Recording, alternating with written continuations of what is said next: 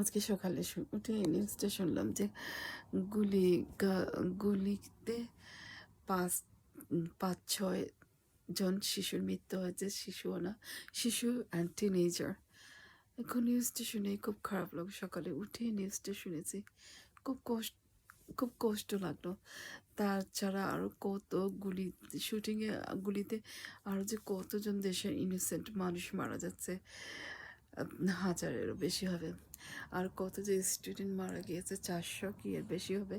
আমি ঠিক বলতে পারবো না কতজন মারা গিয়েছে, 400 কি এর বেশি, কি এর এর নিচে, কি ঠিক সঠিক আমি বলতে পারবো না, 400 কি 400 নিচে। কিন্তু আমার কথা হলো, এই গুলি বা শুটিং করে কী লাভ? দেশের জনসাধারণ মারা যাচ্ছে হাজারো, অনেক শিশুরা মারা যাচ্ছে, 100 কি এর বেশি হবে ঠিক বলতে পারবো না। আজকে নিউজটা শুনে খুব খারাপ লাগলো, খুব কান্না পেয়েছে। কত পাঁচ না 6 জন কি এর বেশিও শিশু মারা গিয়েছে। নিউজটা শুনলাম, এক 14 বছরের ছেলে শুটিংয়ে মারা গিয়েছে, 16 বছরের একটা মেয়ে মারা গিয়েছে, 11 বছরের একটা ছেলে মারা গিয়েছে, 15 বছরের আরেকটা ছেলে মারা গিয়েছে, 16 বছরের আরেকটা ছেলে মারা গিয়েছে, 10 বছরের আরেকটা ছেলে মারা গিয়েছে, 5 বছরের আরেকটা ছেলে মারা গিয়েছে। এগুলো শুনে খুব খারাপ লাগলো। কত তাজা প্রাণ যে চলে যাচ্ছে। 15 বছর, আরও অনেক শিশু মারা গিয়েছে, এর আগেও নিজে শুনেছি। 7 বছর, 8 বছর, 6 বছর, অনেক শিশুরা যারা টিনেজার, যাদের সামনে উজ্জ্বল ভবিষ্যৎ ছিল, তারাই গুলিকাতে আজকে সকালে নিউজটা শুনলাম 6-7 জন টিনেজার মারা গিয়েছে। অনেক খারাপ লাগলো। 11 বছর, কিন্তু কি 13 কি 14 বছর, 15 বছর এভাবে বয়স হবে। কিন্তু আমার কথা হলো, এইগুলি গালাজ শুটিং করে কী লাভ? আর এইভাবে দেশের কে নষ্ট করে কী লাভ? এভাবে দেশের যিনি ভেতরে আগুন ধরিয়ে দেওয়া, ভাঙচুর করা, জিনিসপত্র ভাঙচুর করা, ট্রেনের স্টেশন ভাঙচুর করা, সব তো ভাঙচুর করা, তাতে কী লাভ হলো? হলো আমাদের দেশের জনগণ প্রাণ হারাচ্ছে, দেশের জনসাধারণ মারা যাচ্ছে গুলিতে। আমি বলছি না শুধু দেশের জনসাধারণ, অনেক ছাত্ররাও মারা যাচ্ছে। 400 হবে কি এর নিচে। আর অনেক দেশের জনসাধারণের অনেক কষ্ট হচ্ছে, অনেক শিশু টিনেজার মারা যাচ্ছে, অনেক দেশের জনসাধারণ ইনিসেন্ট পিপুল মারা যাচ্ছে। কোটা আন্দোলন নিয়ে ছাত্ররা আন্দোলন করছে, সেটা ভালো কথা। আমার কথা হলো, সেটা পিসফুলি ওরা সলিউশন করে না কেন, ওরা পিসফুলি মীমাংসা করে নেয় না কেন, গ্রুপ অফ সেশনে বসে একটা মিটিং করে, সেটা আমার হলো অপিনিয়ন। ওরা পিসফুলি মীমাংসা করে নিলেই তো হয়।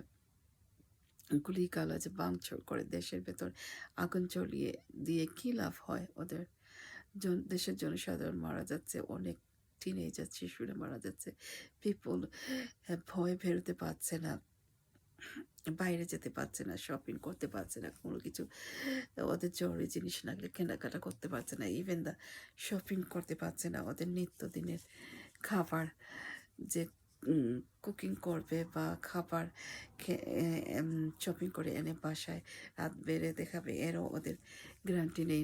ভয়ে বেরোতে পারছে না, বা বাসা থেকে বেরিয়ে বাজারে গেলে ওরা শুটিং গুলি কাঁদে আহত হয়ে মারা যাচ্ছে, বা বাসায় ফিরে আসতে পারছে না।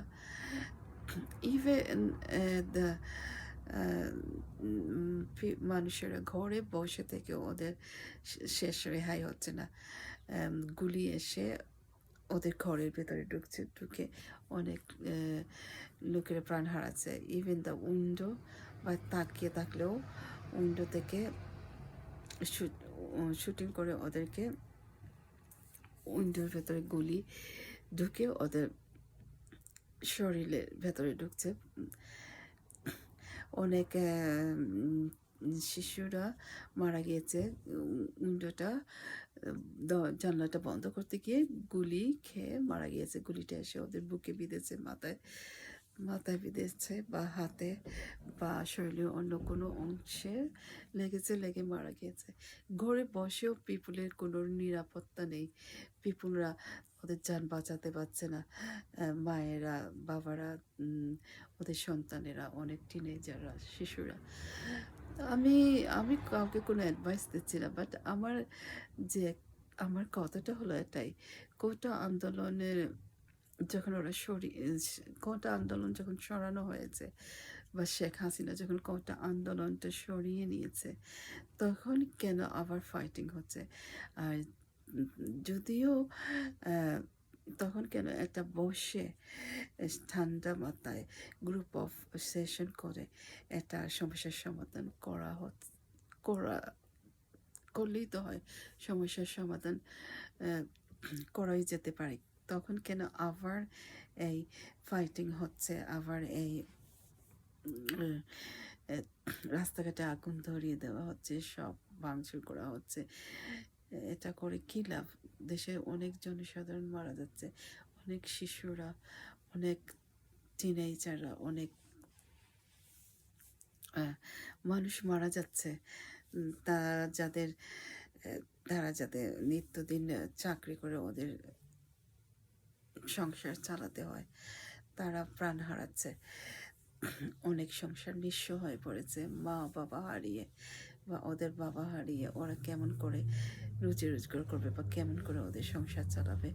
যে অনেক লোকেরা মারা যাচ্ছে, অনেক বাবারা মারা যাচ্ছে। সেটা ভাঙচুর না করে বসে ঠান্ডা মাথায় সমস্যার সমাধান করলেই তো হয়। সেটা তো সমস্যার সমাধান করা যায় বা একটা সলিউশন বের করা যায়। আর দেশের ভেতরে আগুন ধরিয়ে দিয়ে আবার ভাঙচুর করে তাতে কী লাভ? এই গুলির আঘাতে অনেক দেশের জনসাধারণরা প্রাণ হারাচ্ছে, চিলড্রেনরা মারা যাচ্ছে, অনেক টিনেজাররা মারা যাচ্ছে। ওদের ইয়াং বয়স, সামনের ওদের উজ্জ্বল ভবিষ্যৎ পড়েছিল, কিন্তু তারা এই গুলির আঘাতে তারা এই শিশু বয়সে বা এই ইয়াং বয়সে মারা যাচ্ছে। এটা খুবই দুঃখজনক, শুনলে খুবই কান্না আসে।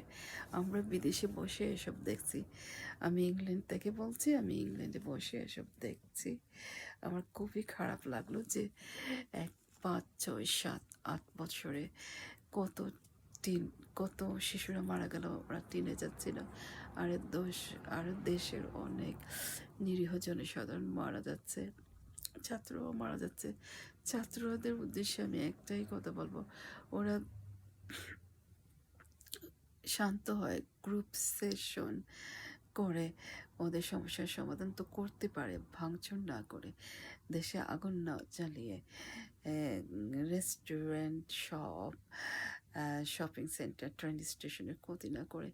ওদের যখন কোটা আন্দোলন মেনে নেওয়া হয়েছে, কোটা আন্দোলনটা সরিয়ে দেওয়া হয়েছে, কেন তারা আবার এই ভাঙচুর করছে বা দেশের ভেতরে আগুন জ্বলিয়ে দিচ্ছে? বা এই জন্যই তো এই জন্যই তো গুলাগুলির ব্যবস্থা হয়েছে। আমি ছাত্রদের দোষ দিচ্ছি না বা বলছি না যে তারা এই ওদেরই দোষ। আমি বলছি যে শুধু ওরা যদি গ্রুপ সেশন করে শান্তিতে বসে খুব শান্তভাবে মীমাংসা সমাধান করে নিত, মীমাংসা করে দিত বা সমস্যার সমাধান করে নিত, তাহলে এই গুলিগালাজ বা এই ভাঙচুর বা দেশে আগুন জ্বলিয়ে দেশের ভিতর বিভিন্ন জায়গায় আগুন ধরিয়ে দিয়ে কী লাভ? এতে অনেক ইনোসেন্ট মানুষরা মারা যাচ্ছে, অনেক ইনোসেন্ট শিশু, টিনেজাররা মারা যাচ্ছে। এটা খুবই দুঃখজনক। এসব না করে ওরা যদি মীমাংসা করে নিত শান্তভাবে, এটাই আমার একটা অনুরোধ সবার কাছে, হাত জোর করে। আমার এই মতটা আমি দিলাম, কারণ এতে অনেক দেশেরই ক্ষতি হচ্ছে, অনেক দেশের মানুষরা মারা যাচ্ছে। তো ওরা যদি শান্তভাবে বসে মীমাংসা করে নেয় তাহলে সেটাই ভালো হয় আমাদের দেশের জন্য, আমাদের সবার জন্য। আর কোনো জনসাধারণের বা কোনো ইয়াং বয়সী ছেলেদের, টিনেজারদের 14, 15, 16, 17, 18, 18 বয়সের ছেলে মেয়েদের যেন প্রাণ না হারাতে হয়, আর কোনো শিশুদের যেন প্রাণ না হারাতে হয়, আর কোনো মা বাবাদেরও যেন প্রাণ না হারাতে হয়। এটাই আমার সবার কাছে অনুরোধ রইল। আজকের মতো এখানেই শেষ করলাম।